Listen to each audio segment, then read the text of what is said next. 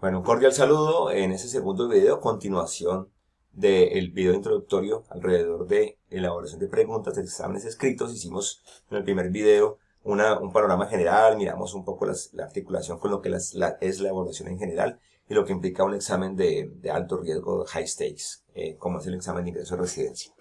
Este video es el video central en el cual vamos a hablar ya de las recomendaciones alrededor de la construcción de una buena pregunta para que ya en el taller entremos ya a ejercicios prácticos y a evaluar preguntas como tal. Bueno, comienzo con esto. ¿Cómo hacer una buena pregunta? Entonces, yo considero esto, y esto realmente, esta estadística que ustedes ven aquí es personal pues simplemente la he creado, pues sí, por mi percepción y en mi experiencia en esto. Yo pienso que la construcción de una buena pregunta depende en un 10%. El 10% es una cifra simplemente. Pero digamos que lo menos importante, sin dejar de ser importante, la construcción técnica de la pregunta. Pero claro, es un elemento. Claro, por supuesto que sí. Hay otro porcentaje también significativo que tiene que ver con que la opción correcta sea la opción correcta, porque en eso la experiencia nos ha mostrado que podemos tener muchos problemas. Uno construye la pregunta, construye los distractores, considera que es la opción correcta, pero después cuando se analizan o cuando ya viene la queja de los evaluados, se podría plantear que otra opción podría llegar a ser correcta. Entonces, eso es otro elemento muy importante. Pero la mayor parte tiene que ver con que la pregunta sea pertinente, es tener claro cuáles son las competencias y resultados de aprendizaje. En este caso, que es un examen de ingreso a residencia, primera especialidad, de un médico general colombiano, para que la pregunta esté dirigida a ese contexto. O sea, eso probablemente es donde más podemos llegar a fallar. Las tres elementos son importantes. Que la pregunta sea pertinente, esté dirigida al nivel de conocimiento que debe tener la persona. ¿Sí?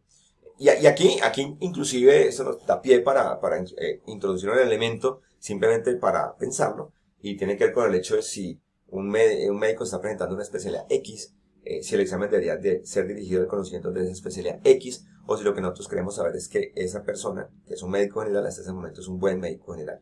Simplemente. Entonces ahí hay unos elementos importantes que tener en cuenta. Mi percepción,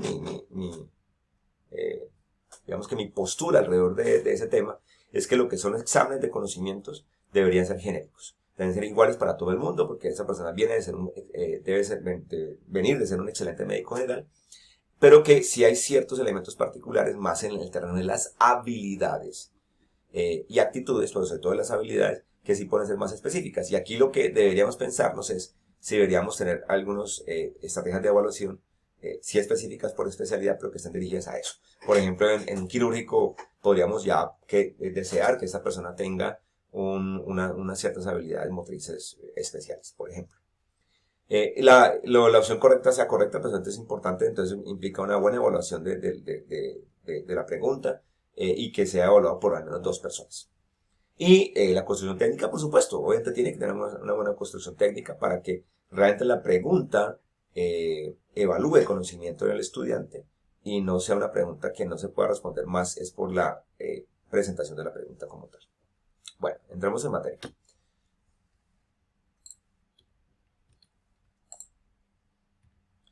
Ok, preguntas pertinentes. Esto implica que nosotros conozcamos cuáles son las competencias del médico colombiano y conozcamos elementos como lo que tienen que ver con el perfil epidemiológico y el plan decenal de salud pública, para que las preguntas sean dirigidas en esos contextos. Obviamente cuando hablamos de competencias del médico colombiano, pues ahí ya empezamos a tener un primer problema, cuál es el referente que vamos a tomar. Pues el más lógico sería el de nuestra universidad.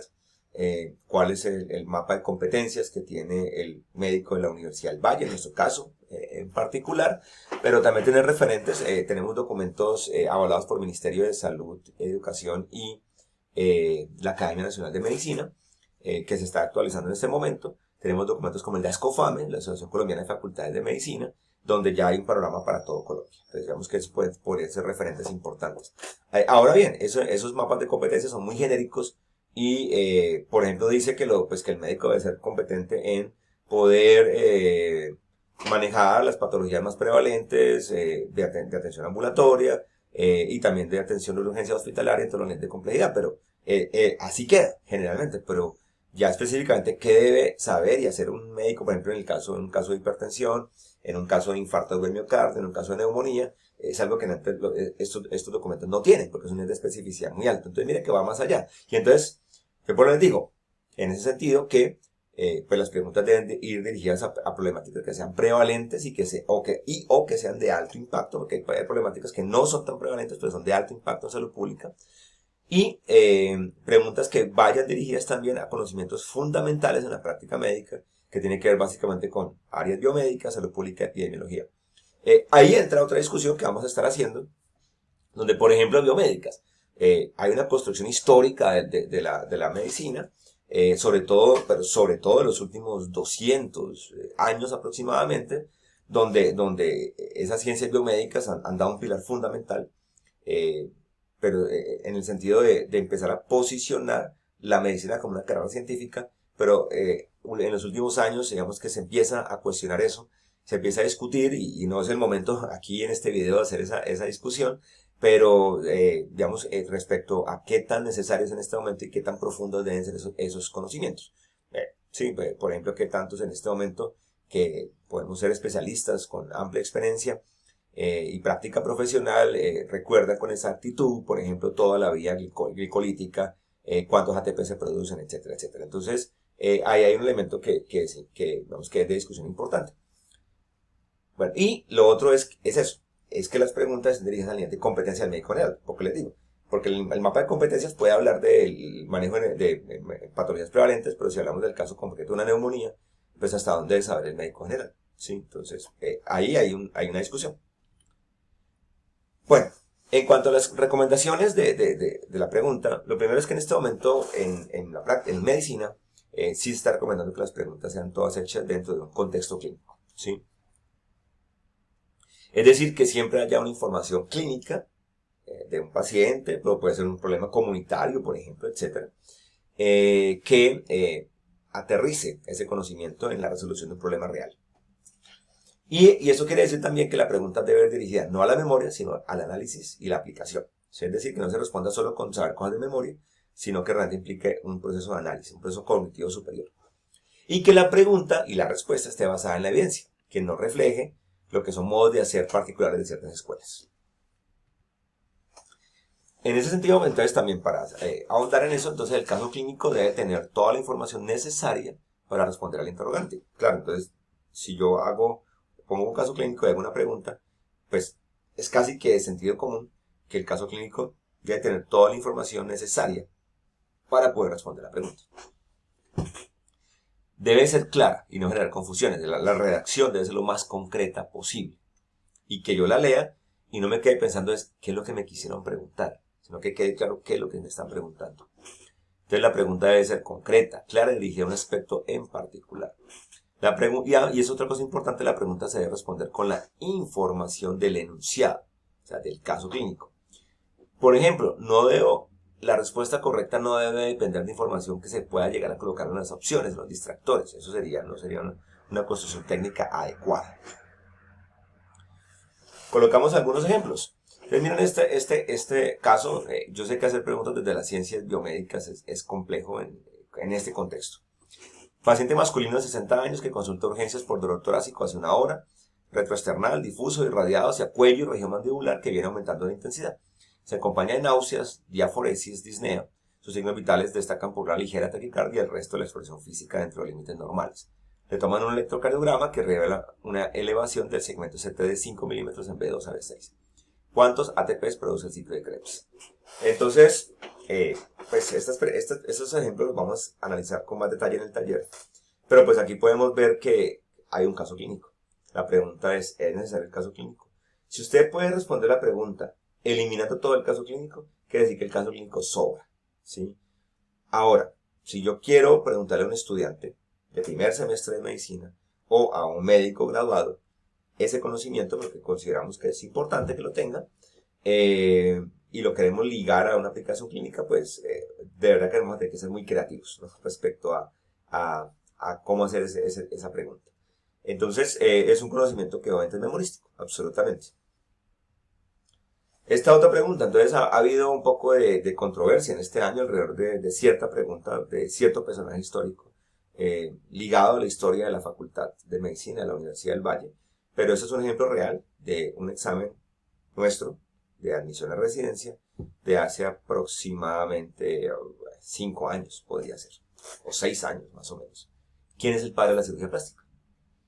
No vamos a entrar en este momento, lo haremos en el taller, a juzgar si está bien o mal. Y puede haber sido el padre de la medicina familiar, o puede ser el padre de la cirugía de tórax, no es el punto de la concreto, sino él pregunta eso específicamente. Y además que aquí hay otro elemento interesante, ¿no? Que la verdad las opciones de esa pregunta yo no las recuerdo. Es un examen de hace mucho tiempo, pero alcancé a ver esa pregunta que me llamó la atención. Las opciones son Gaspar Tagliacozzi, Felipe Kaufman Sekanshi, Sruta Samshita y Charles Conrad Miller. Entonces, pues lo primero es preguntar si la pregunta es pertinente. Pero lo segundo es que aquí hay un problema también con la construcción de los distractores, que la he hecho yo. Porque todos pueden ser considerados padres de la cirugía plástica. Tagliacozzi es considerado el padre moderno de la cirugía plástica, ¿sí? En el sentido de cuando empieza la práctica occidental moderna en Europa, al finales de la Edad Media y principios del Renacimiento. Entonces, ahí hay una figura. Pero el doctor Felipe Kaufman es considerado el padre de la cirugía plástica en Colombia. Sus rutas anchitas es considerado el padre de la cirugía plástica en la antigüedad, mire que era en la India. Y Charles Conrad Miller podría ser considerado uno de los pioneros de la cirugía plástica ya en la época moderna, como tal, a principios del siglo XX. Entonces miren que ahí, inclusive, más allá de la pertenencia de la pregunta, habría una discusión alrededor de cuál es la opción correcta. Porque, miren que la pregunta no lo especifica. Si uno pregunta quién es el padre de la cirugía plástica en Colombia, queda claro. Si uno pregunta quién es el padre de la cirugía plástica en toda la historia de la cirugía plástica o en la antigüedad, podría ser más claro, etcétera, etcétera. Y miren lo que es pasar una pregunta memorística a una pregunta de análisis. Entonces, hay una pregunta que dice, ¿qué región recibe el suministro sanguíneo a través de la arteria cerebelosa inferoposterior, la PIC? Y es una pregunta de memoria, básicamente. Y pues las opciones van a decir cuáles son las regiones. Pues diferentes ejemplos de regiones. Y en este otro caso nos dice, hay un hombre de 62 años de edad que presenta ataxia en las extremidades del lado izquierdo, síndrome de Horner, nistagmus, pérdida de las sensaciones de dolor y temperatura faciales. ¿Qué arteria es más probable que esté obstruida? Entonces mire que claro, implica un conocimiento que es de memoria porque tiene que saberse la irrigación, pero implica una interpretación del cuadro clínico. Ese cuadro clínico a qué corresponde y de acuerdo a eso, qué territorio está comprometido y qué arteria la está irrigando. Entonces implica el nivel superior y la pregunta al final, digamos que implica el mismo nivel de conocimiento. Pero aquí implica algo mucho mejor en el sentido de aplicación.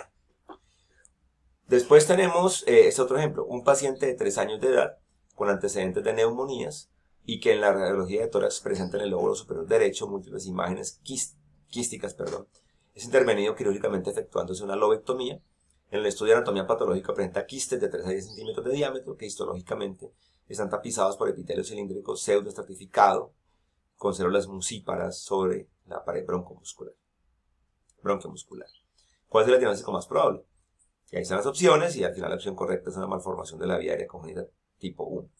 Entonces miren que aquí hay una reflexión interesante, ¿sí? Es una pregunta pertinente.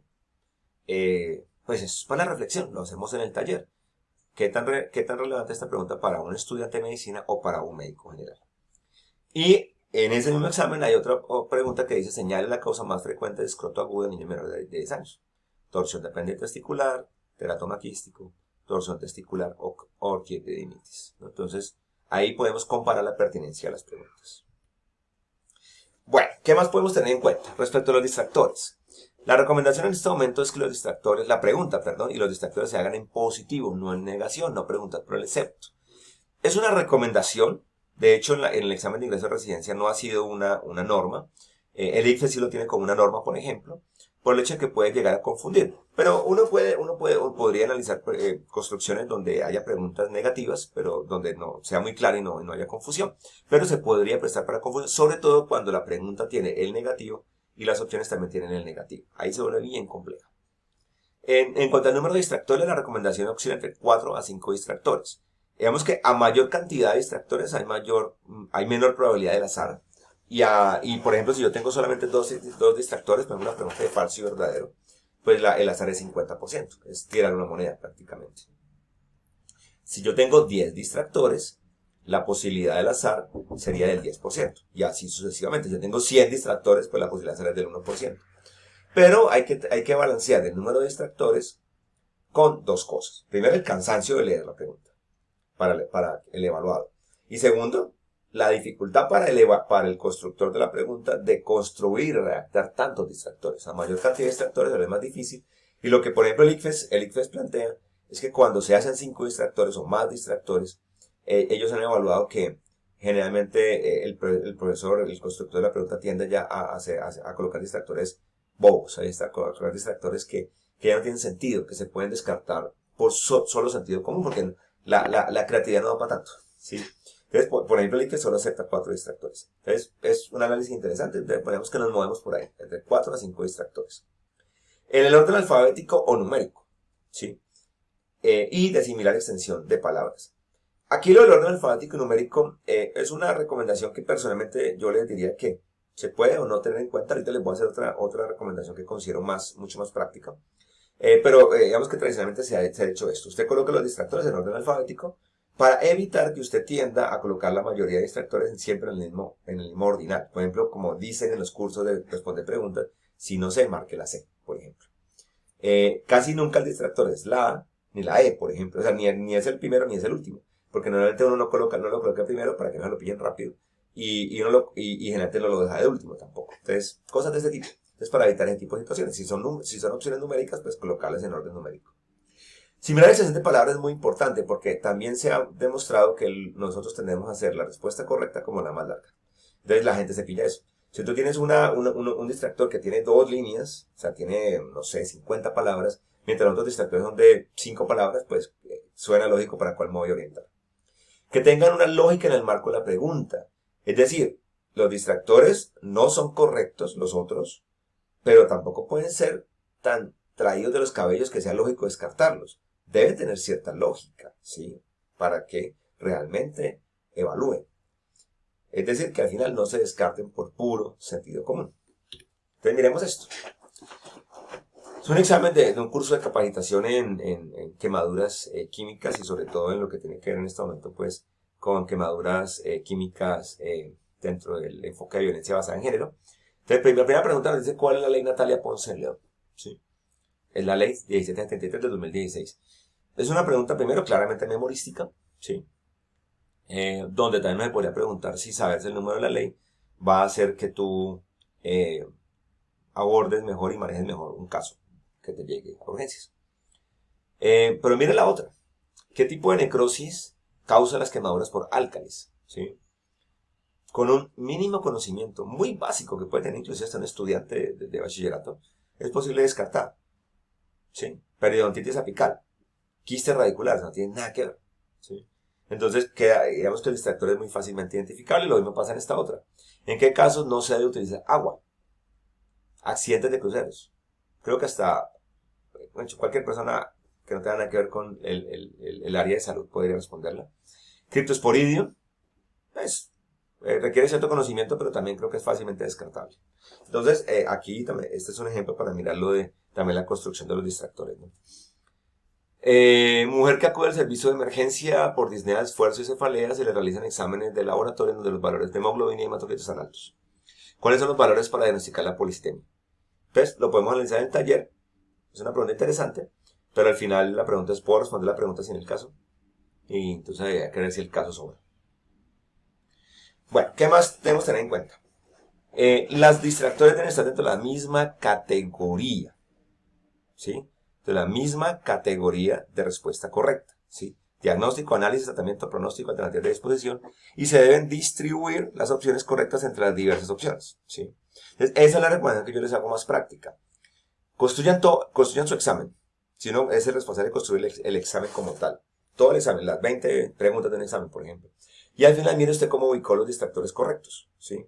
Y lo que hace los distribuye homogéneamente. Entonces, si usted tiene A, B, C, D, por ejemplo, y son 20 preguntas, pues coloque 5 distractores correctos en la A, 5 en la B, 5 en la C, 5 en la D, y los distribuye al azar, ¿sí? Miren este para poner el ejemplo del distractor, de la misma categoría de distractores. Hombre de 60 años, urgencia, lo trae a la policía, está inconsciente, lo encontraron inconsciente. Vía aérea permeable, ¿y usted qué hace? Entonces dice, tratamiento debe ser la administración intravenosa de. Entonces mire que hay 2 distractores que se descartan de uno. Examen de líquido cefalorraquídeo, tomografía computarizada. Porque no pertenece a la categoría de tratamiento. Entonces eso es lo que no se debe hacer. Debe evitar juicios de valor, opiniones personales, enunciados como ¿cuál considera usted o cuál piensa usted? Porque, por ejemplo, en el examen de ingreso a residencia, pues una persona podría simplemente decir, pues si me preguntan cuál piensa usted que es la opción correcta, pues yo marco cualquiera. Y yo simplemente alego, es que yo pensé que era esa. Usted me preguntó cuál pienso yo, no cuál es. ¿Sí? Entonces, miren cosas que podrían llegar a pasar. ¿Sí? Bueno. Y ahora, cosas a evitar, ¿no?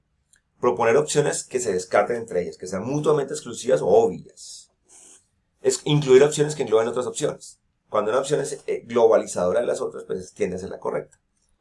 Debe evitarse formular opciones globalizadoras porque suponen dar pistas a la persona. No usar expresiones como ninguna de las anteriores, todas las anteriores que son globalizadoras, o las opciones A y B son correctas porque generalmente esas son las correctas. Cuando utilizamos estas expresiones hay tendencia a que sea la correcta. Usar términos imprecisos como posiblemente, estar asociado a, útil para, importante, como puede, podría ser, normalmente, con frecuencia, nunca, siempre. O términos absolutos como nunca o siempre. Porque esas se descartan inmediatamente.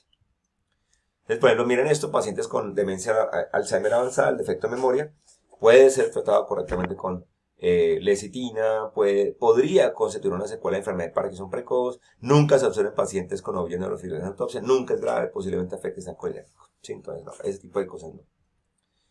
Evitar repetir elementos en las opciones de tal manera que sean comunes a varias de ellas, porque hay tendencia a que la opción correcta sea la que más tiene elementos en común.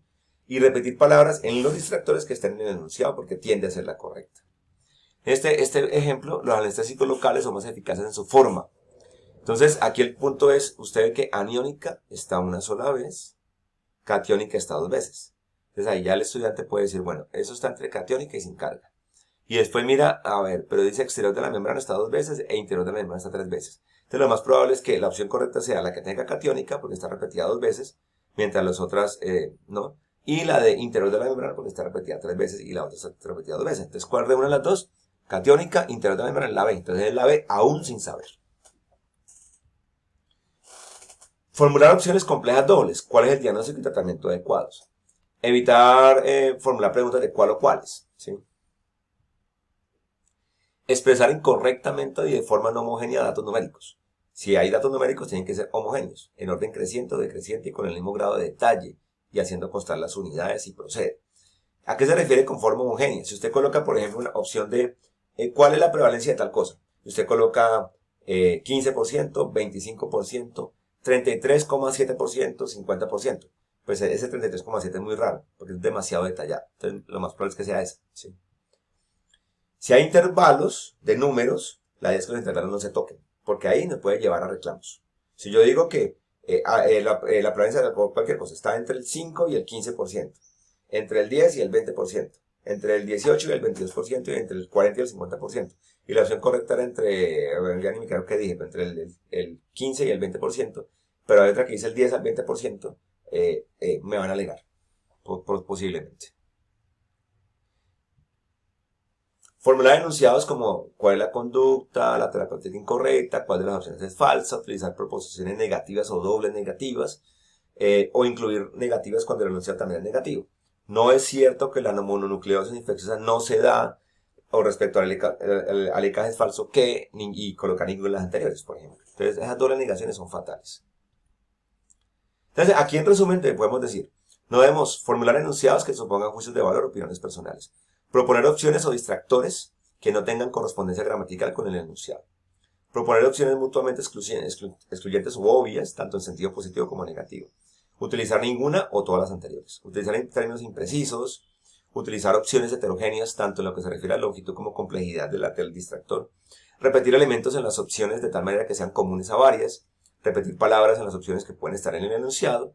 Repetir palabras en las opciones en el enunciado y en las opciones que pueden facilitar pistas. Formular opciones complejas o dobles, no expresar correctamente o de forma homogénea los datos numéricos y formular enunciados negativos. También es muy importante que los argumentos estén basados en la evidencia.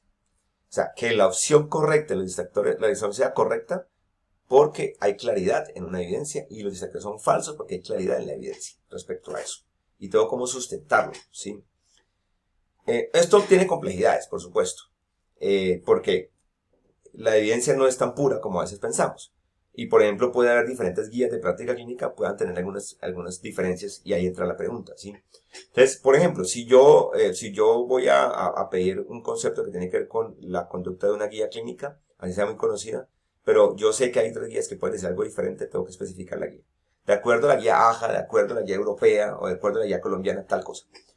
Porque si no, pues puede haber problemas. Pero que ojalá, yo sé por experiencia que no siempre se puede, ojalá las respuestas de las preguntas sean cosas que no tengan discusión. O sea, que estén claros realmente en toda la literatura médica. Pero pues puede llegar a pasar, entonces hay que hacer la especificidad. Pero que realmente pues no sea porque es lo que yo pienso, porque es lo que mi escuela dice, porque es lo que hacemos aquí, sino que realmente hay un soporte en eso. Mire, bueno, esta que le puse aquí es de la siguiente lista, ¿qué opción muestra un síntoma? Para plantear algo interesante, pero lo voy a dejar ahí sin dar mi opinión para el taller. Fiebre, eritema, hepatomegalia, cefalea. Hay unas que se pueden descartar fácilmente, pero hay unas que van a tener una discusión allí. Entonces las dejo para el taller. Bueno, entonces son las recomendaciones esencialmente que les puedo hacer para lo que tiene que ver con la construcción de las preguntas, pero les recuerdo nuevamente que para mí lo más importante es que las preguntas estén dirigidas al nivel que quiero valorar en el estudiante. Y para eso tengo que tener claridad en las en qué es lo que debe hacer un médico general, y si yo soy un subespecialista y no lo tengo claro, porque yo estoy imbuido en mi subespecialidad, pues por eso tengo que discutirlo con otras personas que tengan más claridad de cuál es el perfil del médico general. Y lo otro ya tiene que ver con que la opción correcta sea la correcta y las falsas sean las falsas, y tengo que mirar la evidencia y tengo que discutirlo al menos con un par para estar seguro de eso. Y ya por último, la construcción técnica de la pregunta como tal. Les agradezco mucho la atención y espero que todo esto nos pueda servir. Nos vemos en el taller práctico.